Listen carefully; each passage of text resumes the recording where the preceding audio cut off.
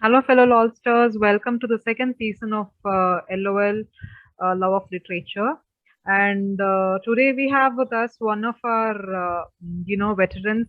She has been there with us in the first session, first season also. She was our first ever guest that we had on LOL, and LOL started with her. Now we have brought her back for two reasons.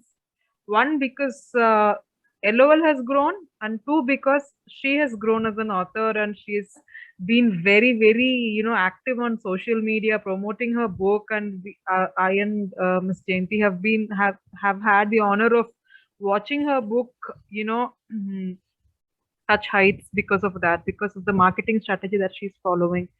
I'm very happy to have Miss Ranjani here. Welcome, Miss Ranjani. Welcome to LOL Season 2. Yeah, thanks, Tanya and Jayanti. Honored to be back, and yeah, surprised also to be back. Yes. And Ranjani's episode will be second in the season 2. And Ranjani Rao is a scientist by training, writer by vocation, originally from Mumbai, a former resident of USA, and now lives in Singapore. She has recently got her permanent residence also. She's presently working as she was working on a memoir, right? Now she's out. When she came to LOL for the first season, she was working on it, and now it is out. And she's a co-founder of Story Artisan Press, and her books are available in Amazon. And I am a great fan of hers. That I must say, because I have so much to learn from her. I don't know whether I'm going to emulate, but at least I keep admiring, and maybe I will take some of her styles and strategies. Welcome, Ranjani. Today we are going to talk a lot about your new memoir, and honestly, that's one of the best memoirs I have ever read. So welcome. We are very happy. Last time we were, I remember we were trying to record your first season, and we learned after that. So this time we are doing better than last time. And so tell us about your new book, The Solid Book, and what it was to do your own publication, because you self-publish, and you have outsourced like even the cover design, layout, editing, everything, and you worked completely top to bottom, apart from writing the chapters and all, and you followed a strategy also for writing the chapters. So tell us about the beginning of that book. Okay, so last year, I think when we spoke, I was working on the memoir, and it was in the first draft stage. I still am. I was working full time, and this was during the pandemic, so working from home full time. So I had to first make time for writing, and I chose to write in the morning for an hour before my birthday started. And I had to be very efficient in that 1 hour that I kept for myself, so that I would have some progress, which would encourage me to carry on. So I actually did not have a full idea for how the book would take shape. I thought there were certain things I wanted to write. So I made sort of an index of topics or chapter titles or tentative titles for chapters. And I had a spreadsheet with that. Every morning I would sit right here where I'm sitting, and I would look at the list of titles and say, what do I feel like writing about today? Because as you know, memoir is my personal story, and it is about recollecting a particular time of your life, and that would be that chapter. And it required memory, it required imagination, it required some research, some details needed to be filled in. So every day my goal was to write something. I didn't have a word count in mind, but I certainly had a time limit, which was like 50 minutes of writing. And some days writing would flow smoothly. Some days it would be a while before I got moving. And the goal was to write something every day, so to not be harsh on myself. And the days I wrote well, I would be relieved for the rest of the day, because then I had no time to come back to it. Yeah. So the first draft was in going on, and I had the larger part of the journey ahead of me when we first spoke. So today it's really nice to be back here and say that all that is behind me. So the book did take shape. As you say, solid book, it decent sized book.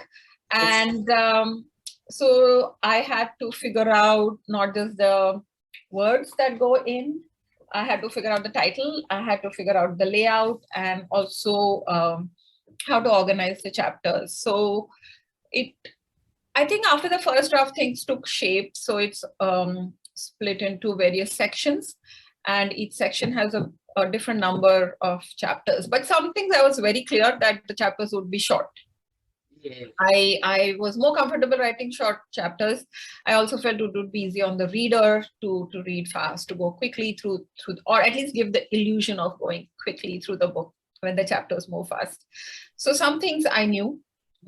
Some things needed rearrangement. So in the second and third draft, some of the chapters moved around, some got split into 2 chapters, some got combined. And then in the third draft, a lot of repetition, because each one was written as a standalone chapter. There was some repetition, so that needed to be removed. So that all that was ahead of me. So I went through multiple drafts, and I also, when I felt happy with the way it was, I sent it to beta readers, a handful of them. And after I got the comments back from them, the fourth draft is what I sent to a professional editor. And I was very clear about that. I wanted someone who didn't know my story, didn't know me. I wanted them to read like a reader would read. At the same time, at the same time, I wanted them to do the job, because many readers, including myself, I get caught up in the story and then I don't look at it as something I need to provide feedback on. I have never been part of writing groups where there is critiquing involved, which is, I think, is a very common thing that authors do, particularly in the US. But you know, because of the time that I have to myself, I really didn't, I wasn't part of any such thing. So I wanted it to be professionally edited. And because the beta reader comments were there, I knew where the weak point was, because 2 or 3 people mentioned the same thing. So I made sure the editor knew that this is the part I want her to focus. And while all this was happening, the cover was designed, and the cover, even the title of the book changed during that process. So I had a different title in mind. In fact, I had the title with which I began writing is not the title which the book has right now. So somewhere along the way, the title changed, and this title just got. So rewriting my happily ever after, maybe it came during the writing, the phrase came to me, and then I thought that, oh, this is a more active title, you know, it has it is very suitable. You mentioned something about research, and you also said something about to do with some memory. So it'll be helpful for many aspiring writers out there who want to really write memoirs. What kind of research you needed? One example, and what kind of recollection, memory you needed for a memoir? If you could, please. Thank you. Okay, so research has to do with placing the story in a given time frame, right? So, for example, without mentioning the years during which this 3 to 5 year period of my life that I describe in my book take place, without making it so easy that in year so and so this happened, I had to give context to it by referring to things that happened around that time. So, for example, the recession of 2008, which I think everyone who lives in this world who was an adult at that time knows. I say that, you know, the recession may have been a bad thing globally, but for me it was a good thing, because, you know, the interest rates went down and I was able to buy my flat. Or there was this, there's a chapter in which I write about the frangipani tree in my front yard, which shed its leaves, and I felt very scared that I had killed it because I don't have a green thumb. And the gardener said that, no, this happens every year. Now, when that was happening, I didn't know enough. I trusted the gardener. But when I was writing the book, I actually did want to go and see what Google says about frangipani trees. So I had to go and look it up that, yeah, what he said did happen. And of course it happened in the story as well. But, you know, it's like a deciduous tree that sheds its leaves annually, you know, those kind of things. So there were things that, yeah, I had to go and place it. For example, I refer to another book, Eat, Pray, Love. I know I saw that book, but I don't know exactly which year it was. Right. So I remember seeing it in the airport bookstore, but I don't know if it was 2 years old by that time. Oh, okay. Oh, those precisions. Okay, understand. Yeah. So that was for the research. For the memory, so for the memory, events happen. And as you would know from your own life, some events leave a mark on you, and some events, I don't know, they get parked in the back of your memory or overwritten by some other memory. And it's not just to say that, you know, this thing happened. The memory is not just of the event. The memory is about the emotion behind that event. So I described the house in which I moved into as a single parent. And it was the first time in my life that I was renting a house. And turned out that the house I rented was very big compared to the two people who were going to live in it, me and my daughter. Now, memory tells me that there were 4 bedrooms in that house. It was on 2 levels. The kitchen was to the side. Memory tells me that. But for me to convey what moving into that house meant, I had to go back to the original emotion I felt when I rent that house. How did I feel when I moved in? It was winter at that time. The rooms were cold, but then they would become hot in the summer because they were made of stone. And, you know, what kind of a street it was located on, who else was there? How did I feel that first night when I stayed? And I remember feeling very scared. Now, that can be one sentence, right? And as you know, as fiction writers, that you want to show and not tell. So I had to describe that first scary, uncomfortable night I spent in that house. So what exactly happened? Through a series of things that happened, I build that emotion of loneliness, of being scared, of actually thinking, oh my goodness, did I really make a mistake by moving out? Because if I cannot stay alone for one night, how am I going to be alone for the rest of my life?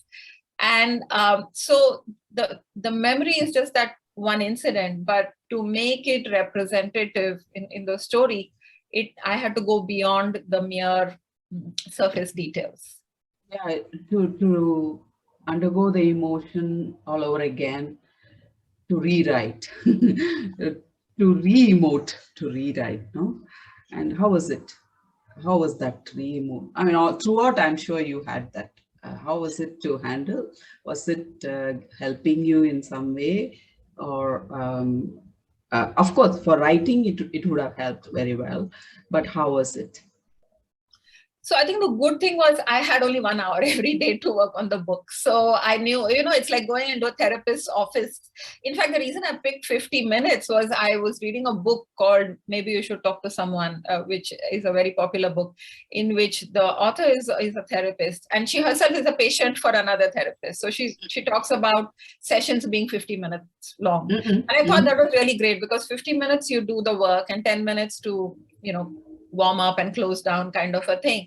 So I knew I had 50 minutes. So in a way, it's like that scary roller coaster ride, you know, you close your eyes and then you scream and then, you know, it'll be over, it'll be over very quickly. So I know that 50 minutes, it might have been a painful experience that I was looking at the emotions, but I knew that at 50 minutes, I would have to close it.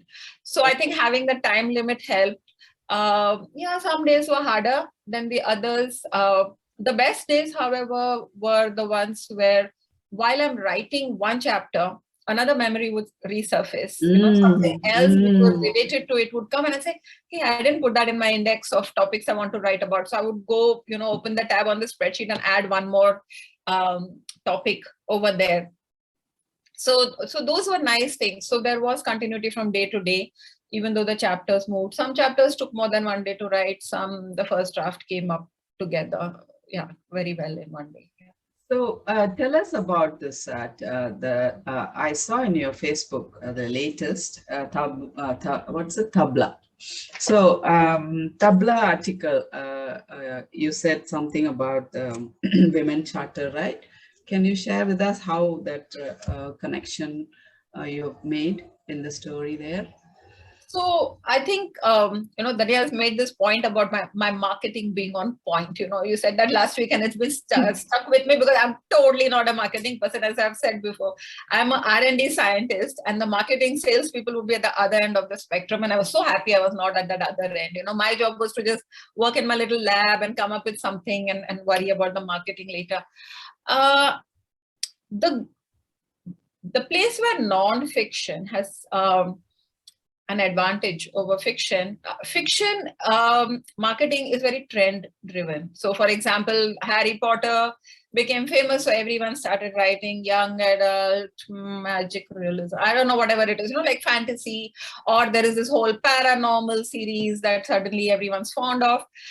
It's very trend driven. But nonfiction, because it is representing life, life doesn't go as per trend. Life goes as it evolves, first. Secondly, there are things that happen in cycles.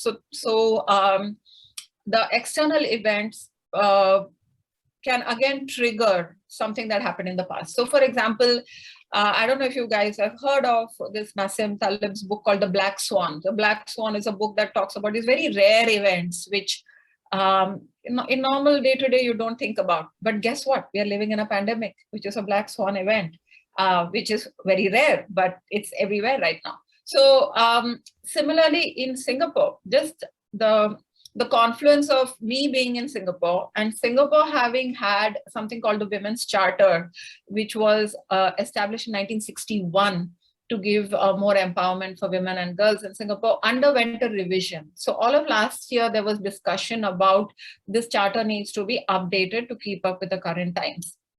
I knew that was happening. I mean, as you know, I have been in Singapore only 8 years. So I really am not steeped in Singapore. Like I've not learned civics and political history of Singapore.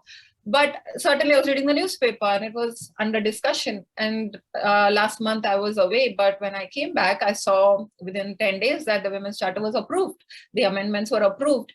And one of the things that got a lot of limelight was the fact that divorce by mutual consent, which was earlier not an option in Singapore, is now an option.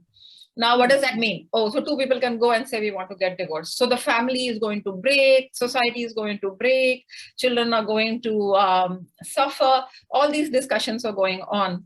And I thought the external situation, which is sort of a cycle in which the Women's Charter has come up for revision, is coinciding with my book on divorce, because the divorce topic got the most attention of any of the other changes in the charter. So in fact, I approached Tabla, which is a weekly Indian newspaper in Singapore, and I said that I have this book, it's about divorce, and it's a topic that is not talked about, particularly in Indian and South Asian cultures, but it's also relevant to Singapore because of what happened. Would you be interested in featuring it? And of course, they came up and said that, okay, well, we'll send you some questions. And I didn't know when they would run it. It just happened to come in yesterday's paper. So I think marketing wise, the thing to make the point here is that you need to be alert and aware of what is going on in the world that you live in and see where it intersects with what you're doing. You don't have to contort yourself to fit into what is happening, but there are times when it is in resonance. There's a synergy between the external events and what you're doing. So I just kept my eyes open for that. Brilliant. One question I wanted to ask you was, see, like you said, you are an R&D scientist and you have nothing to do with marketing. I understand that completely because, like, I'm also more, because I'm a food technologist. My work also is just research work. I don't do marketing. I voice it out also. I say I don't know marketing. I don't know to market anything. My work is production. I know production. I can create a prototype. That's all I know. But one good thing that I wanted to mention, because I've been seeing this, you have been very consistent with social media. Like, like you have to place your book and create attention towards the book at least once a week, right? You have been very, very consistent, and that consistency has brought you two things. One, it has brought you like a constant following. Like, the followers know that you're going to post every week. They know that there is going to come up something about the book is going to come up. And number two is that you have created a space where people who follow you and people who have read the book can interact with you through that. That you have been doing with those short episodes, like you have with readers and fellow authors and everyone. And I'm sure Ms. Jayanti also had been part of one of the guests, and I was also one of the guests. And one thing that happened there was, you hadn't made it all about, completely about the book. It was as if you would ask us questions and we would also have the chance to ask you questions about the book. So it was very mutual, but the discussion stuck with just the book. It did not get very, out of the content of the book. At least content and context is what was discussed. How did you come up with that? How did you come up with doing that? The idea highlight, the height of it is 8 to 10 minutes, everything. Yes. How did you come up with that idea of doing those 8 to 10 minutes, and how has it been since you started it? So that was a very serendipitous encounter. So I'll tell you how I have reconciled to marketing as a part of life, because I don't call it marketing. I call it connecting. And it's very clear from the people I talk to that there are readers, there are writers, and there are people who listen to audiobooks. There are people who consume small bits of content on social media, but not large books. There are people who are more comfortable speaking or listening than they are to sitting with a print book. Some prefer ebooks. So there's a variety of people out there. My goal was to make sure my book gets to its intended reader. And I don't know who all are my readers, but I do know that whoever are my readers may want to consume this information in various formats. And the point was, what if someone's not on social media? Like I used to not be on social media not so long ago. Then I have a website for it. So my writing is on my website. What if people are only on Goodreads? So I have one reader who is only on Goodreads, young woman in her 20s, not on any social media. She and I are great friends now. So we exchange emails, and she subscribes to my newsletter. So I have a website where all the content is available for free to whoever wants to read. If you want to hear from me on a regular basis, subscribe to my newsletter, because it is not about my book. It is about what I'm reading, what I'm writing. I usually have a picture of some travel that I've been, or something that's on my mind. And sometimes if I've come across some self-help thing that works for me, I share those resources. So I wanted to be in various places to make connections. And it didn't have to be one size fits all. I clearly was not a social media person. One of the new things that I did last year, besides writing the book, was to come out of my comfort zone. So my comfort zone was mostly fly on the wall and read what other people write, but never participate. So I went from that consuming to creating. And in that, I joined a community. It's a paid community, very reasonable. I find that in that community, there are people who are definitely much younger than me, so they're more tech savvy, but they are so helpful. So I learned many things from that community. So in that, I read that, you could use this thing called Racket, which is a 9-minute audio podcast where you can just speak for 9 minutes or 3 minutes or whatever amount of time you choose. Max is 9 minutes, but you could also interview people. So someone who introduced it to me said, I'll call you for an interview for my 9 minute, just to get you comfortable. I thought that was such a generous gesture, knowing that I'm not comfortable with learning new technology. And it was so easy that when it got closer to my book launch, I said, hey, this seems like really simple. You don't need to log in. You don't need to give your email. I'm sure guests also will be okay with that. But if you remember, Tanya, I did 2 series. One was, it was about, I called it Conversations About Community, and it was about community building. In that respect, Jayanti was invited as someone, as part of your team, that you started a podcast, which was over and above your writing work. So I wanted to reach out to people who had gone beyond just writing. So then it's not marketing. It's like, I want to be part of something else, which is new to me also. And let's see where it goes, with that spirit. So I spoke to about 15 people in that series. And because it was only a 9-minute ask, it wasn't asking them too much.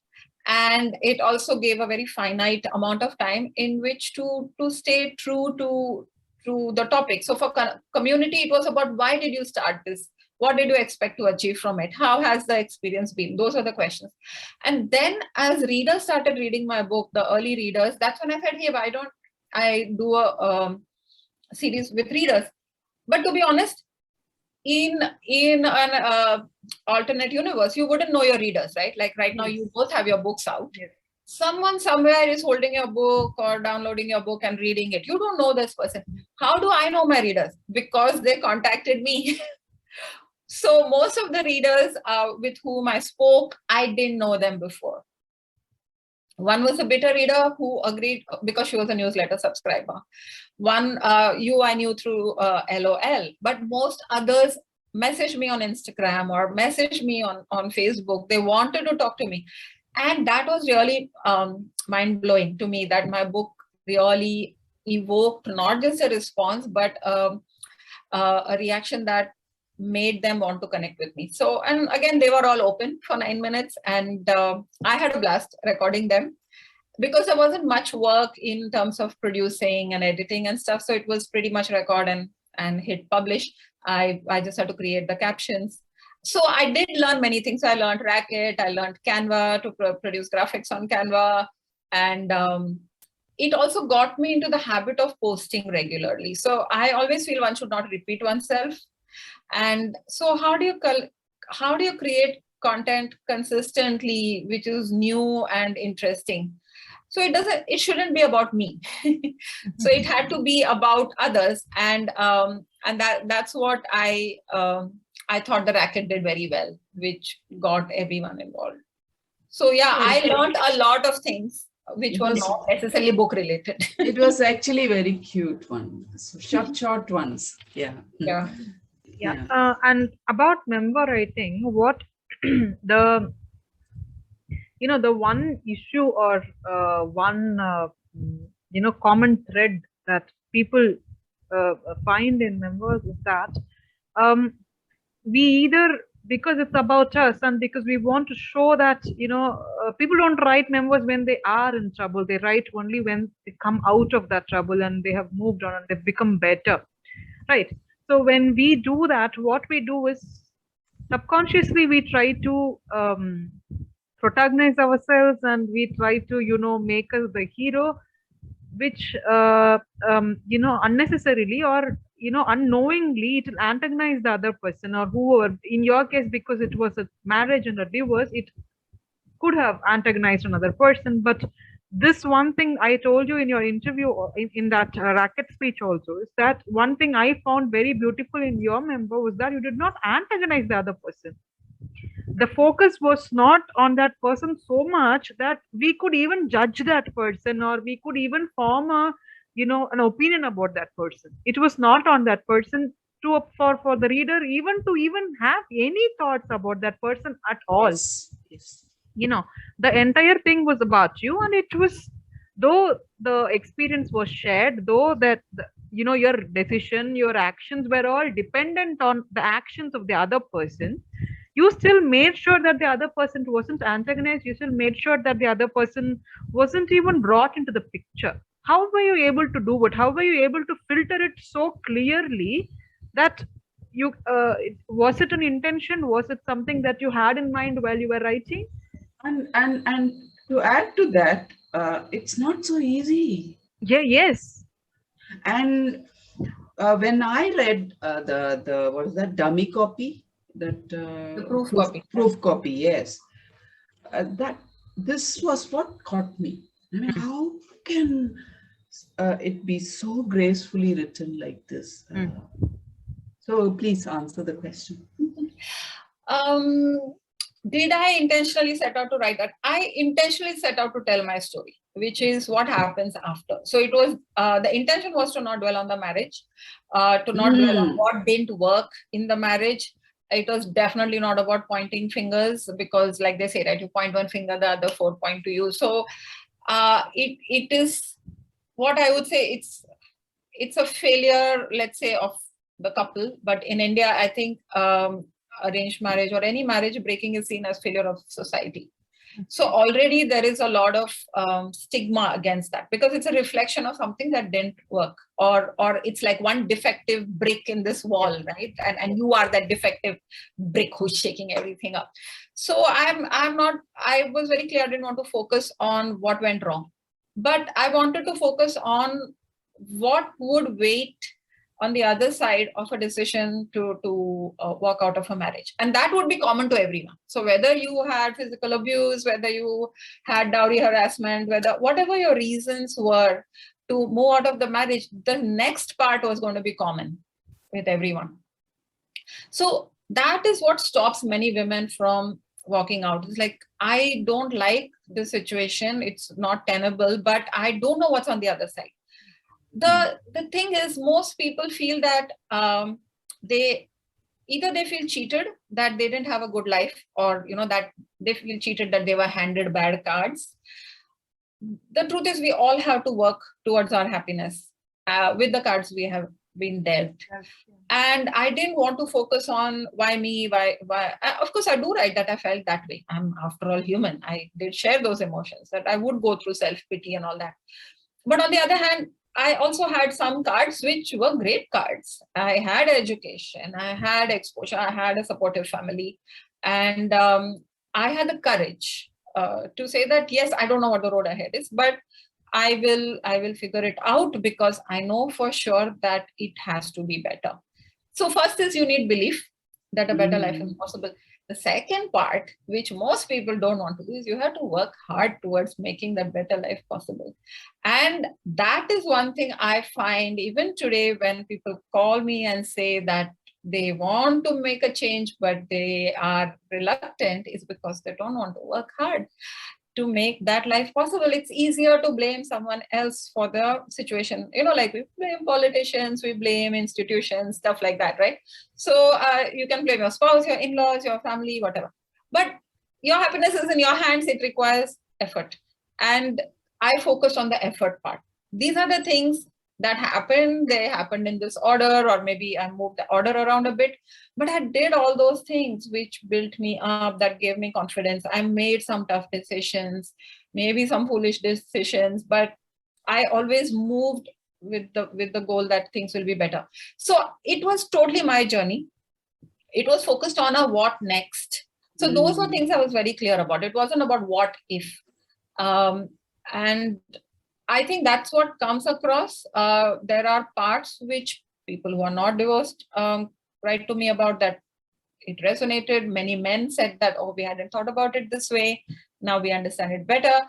Many people who are not even married, they are not just young people, even middle-aged people who have chosen not to get married. They were like, this was interesting to us, because there were parts that we could see or reflected from our story.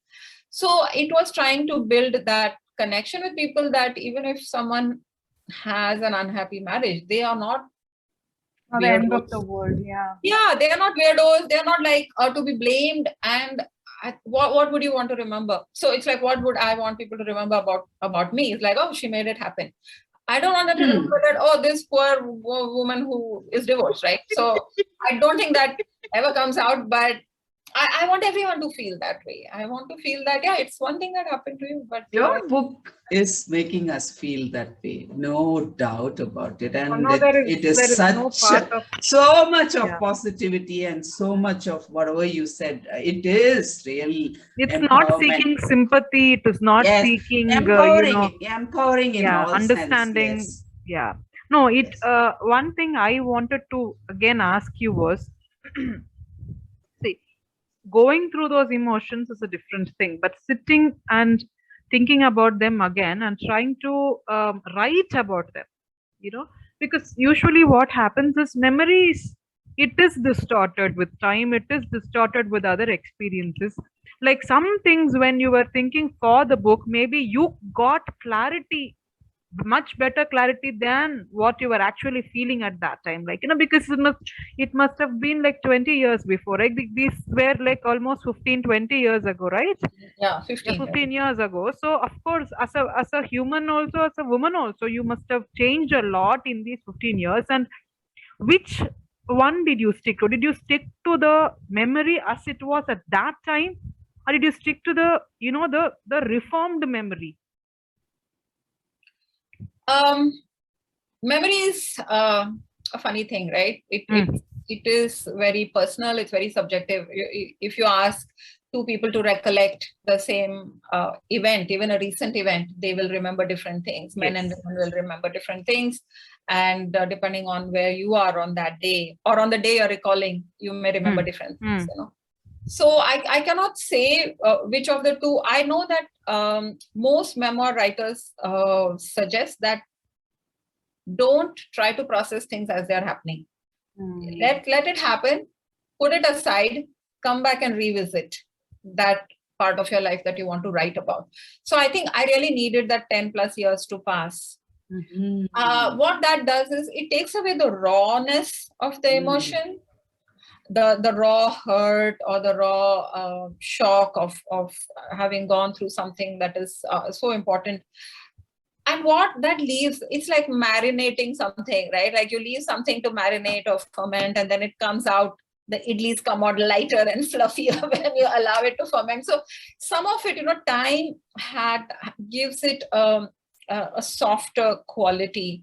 So I think maybe having 10 years pass or more than 10 years pass since the when the story occurred helped in giving a different tone to the events as they happened.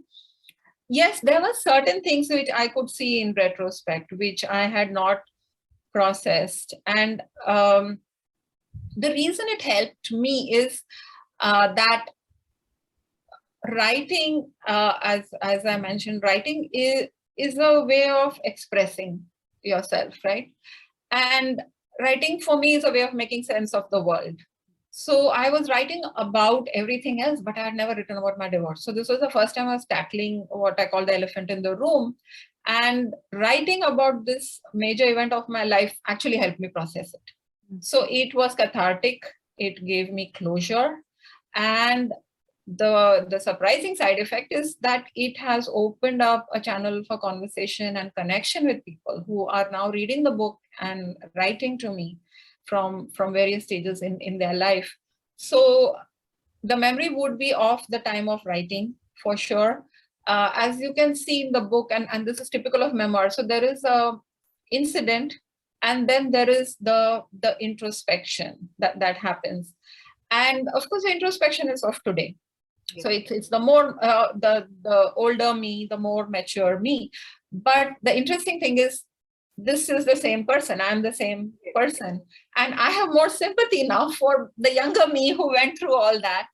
And I think just having that glance of self-compassion to myself was probably a gift to myself, because like Jayanti was saying earlier, right? There are many things that people in your life see, but you don't necessarily share.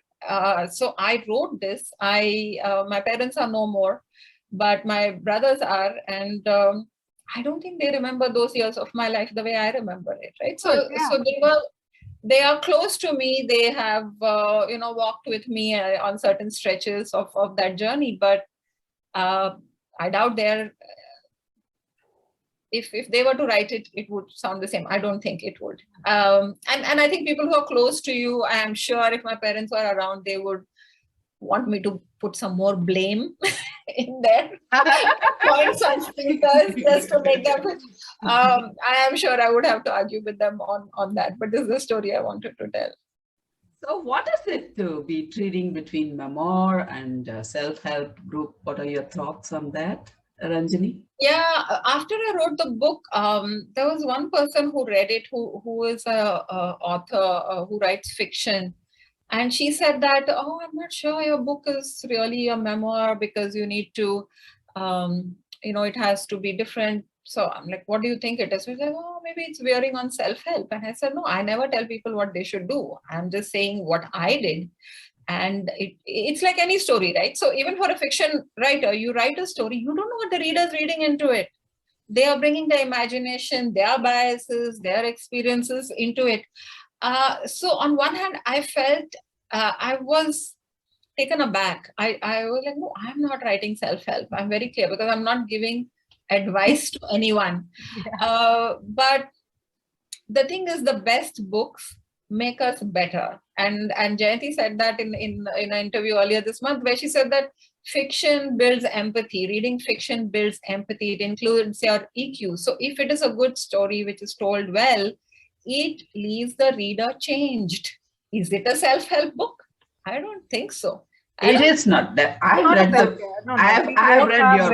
It is not. No, not just my book. Like fiction, right? Good fiction. So if you read good fiction and it makes you feel empathy for a person, or it changes your mind about something that you were very strongly biased towards or against, and then you say, but in this story, this happened to this person.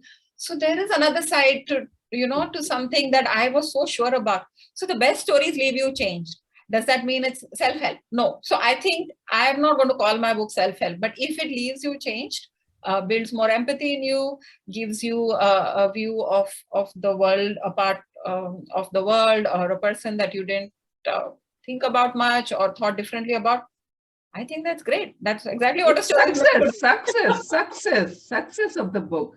And talking about success, so you tell us, how do you define success for yourself? Not just as a person or as an author also, success for yourself, so as a person, as an author, and success for your book, please. So success for me as a person is to make the most of the cards that you've been dealt, right? So you don't have, right from choosing in which family you're born, you don't have a choice on that. Right from that day. And so you're always given some advantages and there'll be some downsides. So success for me is making the most of where you are, what you're given, what you have access to. So that means being resourceful, being forward thinking, thinking about building than breaking. That is for me success as a person. Good. Success as an author is part of being a successful person. So that's one of the things I do. That's not the only thing I do. So if the book is a success or the book is not a success, it doesn't mean I'm a failure. Right? So it's like, cooking. So those of you who cook every day, will be like, some days it tastes really good, some days it doesn't. So it doesn't mean you are a bad cook or you're hopeless. No, it's just today it doesn't taste so good. So I think the book, success as an author is, I measure it as, was I able to be clear in communicating whatever it is that was in my mind that I processed. As you know, I write a lot more independent pieces. I write essays and op-eds, which are standalone pieces. So I have like 1,000-word limit. I have to make sense in 1,000 words. I have to start with an idea, weave in few other ways of looking at it, and then make the reader walk with me to that conclusion that I have come. So I see that if I'm able to do that, so this was my first full-length book, and I had been writing short pieces before. So going from someone who wrote 1,000, 2,000 word piece, separate pieces to a 70,000 word book, I think that's a success in itself because I took on a larger project and I completed it. So definitely just getting the book out is a success. And as you know, I handled all the details myself. So right from working with a cover designer, finding cover designer, working with the designer, finding an editor, working with the editor, and finding someone to do the book layout. Thanks to Jayanti, I was able to find someone locally. But working with all these people, while figuring out the back end, which is the publishing end of things. So one is creating the product, but also the publishing. And as you mentioned, the big monster M of marketing, had to figure that, learn that out. So I would say it's been a great learning experience. So it's like another PhD, I think. That's beautiful. And I think for the book, I think the success of the book, how I measure success is not in terms of sales. So clearly there is an investment, more of time and energy and of money. Easiest to measure is money. Did you make your money back? Did you recover your money? How many copies did you sell? But that's such a lazy way of looking at it. It's like saying, how many kids do you have? If you have more kids, you're more successful. No. So more copies, selling more copies is not the success. But the thing is, oh my God. So the success has been for the book itself is that it has landed in the hands of the intended reader. And earlier, in the first couple of months, I knew who the readers were because, I had people who said, I will review an advance copy. So I knew who I gave the advance copy to. Then once a book was available for pre-order, I didn't know who got it. I didn't know who read it. And today, every day, every week, I get messages from someone who has read my book, sends me a picture that, hey, I bought the book. I don't know these people from before. And sometimes when I do get to talk to them, I ask them, how did you come across my book? Where did you find it? And just this week, there's a woman in the US who said that she was recommended my book by a friend in Hyderabad. So she lives in the US, but this woman recommended Hyderabad. Who is this woman in Hyderabad? I don't know.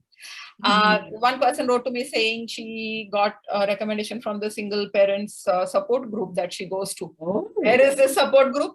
I don't know. How did the support group? So I think that is so interesting. And that gives me so much happiness because I really, it's like a virus now, it's spread. I cannot contain it. Don't contain it. Enjoy it, observe That's it. the great part that, the information Ride comes. the tide. Yeah. So yeah, if you say, have I recovered my money? No. Have I become rich as a result of it? No. But the satisfaction, the amount of satisfaction that comes from every such single interaction is worth so much more, So in terms of, if I buy a piece of jewelry or an expensive watch or even a car, how much joy will it give me? And I would have spent money on those things. So yeah, I have spent money on putting my book out there, but how much joy does it give me? Not only it gives me joy every day, I know it will give me more joy in the future, right? So it's almost like it's appreciating by the day, like the asset or the creation is appreciating by the day. So yeah, I would say book is also successful. One thing you think you could have done better in the book, or one thing that you're very happy you did it correctly? Yeah, so what I would have done better, I think I miscalculated how much work is there after the writing part is done, which is what a traditional publisher would handle for you. And because I'm quite, I want things to be at a certain level before I send it out. It involved a lot of back and forth with the individuals involved. And I realized that I was just winging it a bit. And what I would do differently. So the learning would be that I would definitely go with a professional cover designer, even though the person who did it was professional, but it was first time for her as well. So we were learning together and that was not very efficient. And I underestimated the time it takes for, book layout, and it was quite stressful. I had a certain timeline in mind. And the third thing, which was that I myself fell sick. And there was, my health concern, which affected what I thought was, I had built in enough buffer, but sometimes things happen. So I would say I would leave a lot more time for post-production after the writing is done next time. I will do it better so that I don't get burnt out, which I think I did. The thing I'm happy is the thing that you talked about, the social media. And I started seeing social media as I was posting stuff. I think I have the most fun writing blogs for my website and writing my newsletter. So those give me joy. I send a newsletter out twice a month, and I think about it and really enjoy that.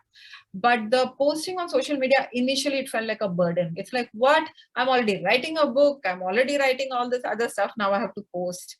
And I felt restricted by the format. So for example, Twitter, it's like 280 characters, and Instagram is like some 2000 characters or something for the caption.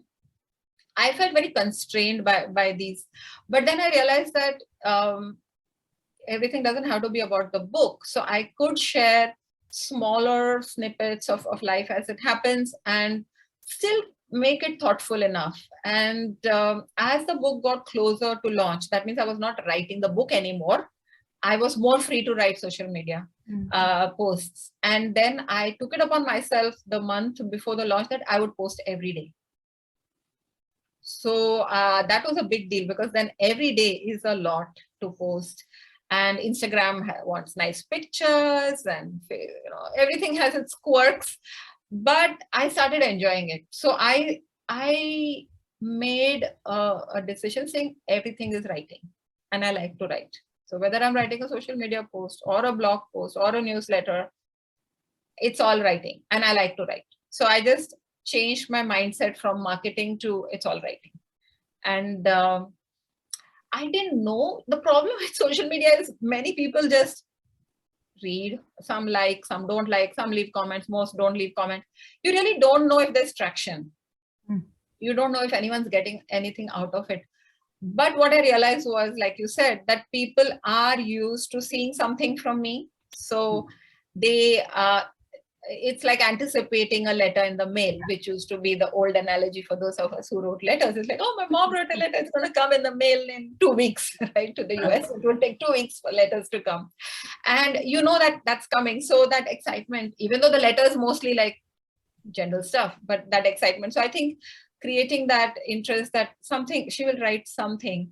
And the most unpredictable thing about social media is you don't know what people will like. So sometimes I post something very casually, and I get messages, not everyone comments. And sometimes I give a lot of thought to something and it just like, it's flat, right? So you don't know you hit it or not. So now I've learned to let go of that, because most people who do meet me in person or contact me, they all say that we like what you write, because it's always something that either it comes at the right time, that I really needed to hear that, or I feel the same way, even if they don't comment. So now I know that it's going somewhere, or it's making some dent maybe, or a little, little impression somewhere. So I think that I didn't expect to like it so much.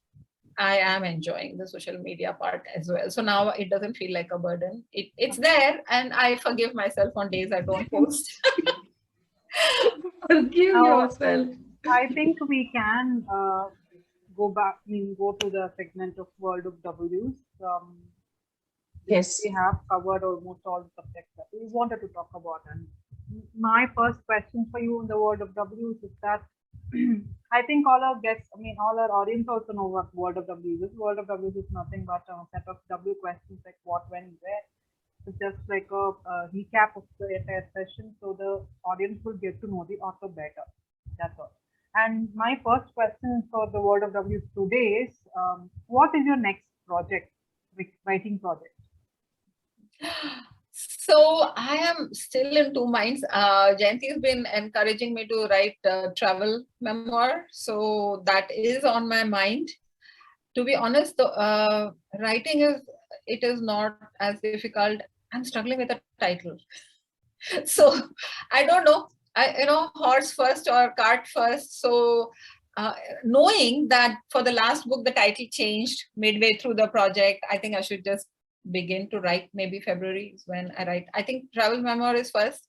And those of you who have read this book know that I leave a hook for the next book. So I'm asking a lot of questions about what happened after that. You left us hanging. So that I'm thinking maybe will be the third book. Yeah. Great. I look forward to both the books. So what's your take? What's your feeling of the ups and downs of writing your own story? The up part, the good part is that it's your own story. You can't make it up. So you are stuck between the framework of what really happened. You can tell your story differently. Like I said, two people won't tell the same story. Even if you grew up in the same house, two siblings will have a different way of seeing how their world was. That's the good part. You're not looking for inspiration of something unique, original, outstanding, something that has not been done before. So you don't have to do that. The down is the same thing. You're limited by what happened in your life, which means if you have to write more than one book, you need to have an interesting life. And okay. Lovely. That one is. That's what I tell my daughters, I tell young people. I said, you will be an interesting people if you do interesting things. Otherwise, you will be talking that same, you might have this relative who always keeps telling that same story over and over. So I definitely don't want to be that old auntie who tells create memories. Okay. Why do you want to stick with memoirs and travel? Why only non-fiction and why not fiction? I think I'm better at introspection than at imagination. I am lazy to create characters and create worlds that they inhibit. I know fiction. Many people write fiction because they think it provides a filter between their real life and the fictional world they create. And I don't see that need for what I write. But at the same time, I know I'm limited in my ability to create fiction. So I'm being totally honest. I would still write very close to real life if I write fiction. I would not write science fiction or spec fiction or anything like that, because I'm always trying to get to the heart of the matter. What is the point that I'm trying to make? So anytime I write something, I'm like, what is it I'm trying to say? And I have to ask that question to myself at least 10 times, because many times it goes off on a tangent, like you might have heard while writing fiction, they say that write what happened in the story, not what happens in life, right? So you have to move the story along. So for nonfiction, it's more like, what is it I'm trying to say with all these words? And fiction is not my strength. I don't want to dilute my efforts by writing fiction. Not now. Oh, okay. That's okay. Your fiction, your non-fiction by itself is going to go places. Coming to your book. So where do you see your book in the Asian context, say after 10 to 20 years? So when I thought that there is room for my story in the literary world, because there was no other book about divorce, no other true story, or at least that was in a context similar to mine. Western world, there are a lot of divorce memoirs, and a lot of them go along different directions. And where divorce is a more accepted facet of life, people have been children of divorce and then they undergo divorce themselves. So it's something that's taken in stride. In South Asia, particularly, we don't talk about divorce. And if you try to see, many of us don't know anyone in our day-to-day life who has been divorced. But then you need someone to tell you that it's going to be okay, that you'll be fine. And that's the book I wanted to write. And from the feedback I'm getting, even yesterday, someone messaged me that yours may be in the front running of books about divorce from South Asia that actually tells a true story. And that's how I see it. I think it's at the leading edge of divorce memoirs from South Asia, which is a true story and not a fiction. Yeah. I'm not surprised. I'm very happy about that. So what now, Danya? We'll wrap the session up with one last question. We would just like to know where our audience can find your work. So my website is www.ranjanirao.com. It has information on this new book, as well as some of previous compilations of my work. I am also planning to launch a podcast this year. I have an idea for it, but I need to make it happen. And even that will be connected to to the website, so it will be easy to find that. So my website is one place to go. The book is available online in both ebook and print format, and hopefully, if all goes well, maybe an audiobook format later this year as well. Very good. That's good. Thank you, Ranjani. We would just like to hear your opinion on this podcast. How different was it from season 1, or how similar was it from season 1? Your parting words with. We would have like to have your parting words for the aspiring authors and anyone, Sure. any human out there who is listening to the podcast. I think it's easy to start things. It's difficult to keep them going. And when you started the podcast with me, I was happy to get on it, even though I had not yet published my book, and I was very moved that you picked me. But to see that you've kept going and that you've created this community of other authors who you brought on to your podcast and then shared that work, that makes me feel really good, because I think the value of something is in its staying power, right? So the fact that you're moving on to a second season, congratulations to you, because clearly you are giving a voice to writers, authors who need to get share their story so that others get inspired. Maybe they get a tidbit or some input that helps them along. That's how I learned. I listen to podcasts, I listen to YouTube channels of some people, and there is some nugget that someone says which works for me. Not everything works, but something works. So I think you're doing a great job. For writers, I think the thing to do is, again, it's a long game. To go viral or to become popular by one piece of work doesn't make you an author.